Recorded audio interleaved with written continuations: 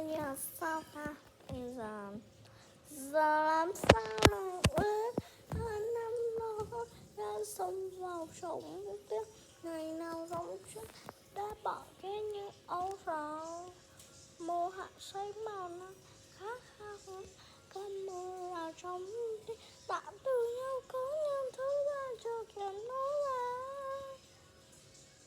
ngập ngừng ra trời mơ ngày xưa kia nhưng cánh hoa rơi hết muôn nơi lòng mà cảm thấy xót xa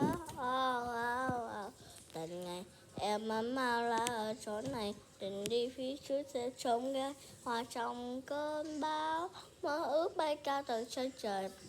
mặt thu vẫn hiên nghe theo những câu ca chân trời ngập trong phút giây này ngày tháng